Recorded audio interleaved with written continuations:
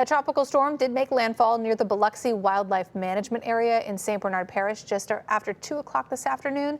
And St. Bernard Parish is where we find Alyssa Curtis. Alyssa, how are things looking and how have residents responded to this storm there?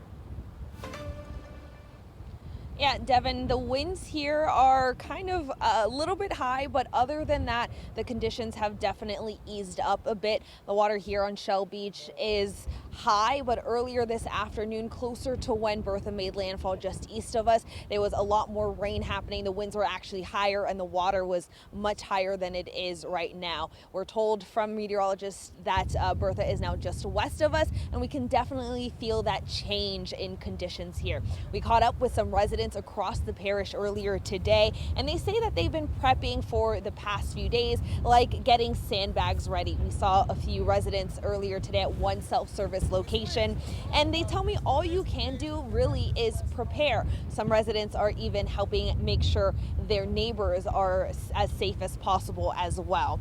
Now, while residents have braced for Bertha's impact, St. Bernard Parish President Louis Palme says the government operations are up and running. Well, he tells me they prepare all year round. He reiterated that everyone is in place to respond. We have our pump operators that are manning the pump stations 24 hours around the clock. They pulled all the canals down. You know, we was inspecting a little bit of rain. So far, so good. We didn't get the rainfall. Today, the tide came up pretty high. It got right on the edge of the rolls, went outside hurricane protection down in Florissant down that way. This morning around 9:45, the water started falling, which is a good sign.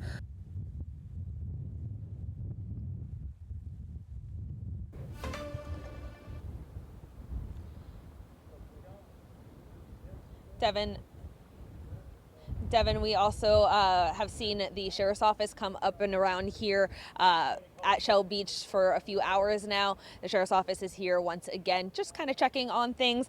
Parish President Palme says he's keeping an eye on the rain and the wind. Those are his two factors that he is a bit most worried about.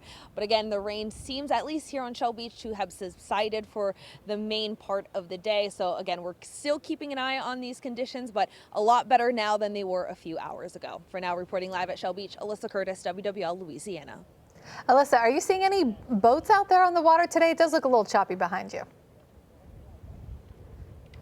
Yeah, not here on this part of Shell Beach, but a little earlier we did see a captain tie up his boat.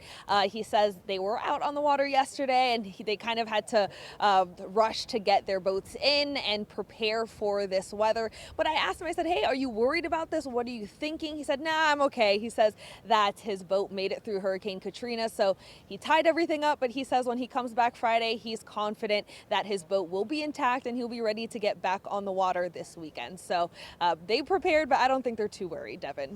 All right, good to take those precautions. Better safe than sorry. Alyssa, thank you so much. Absolutely. We appreciate it.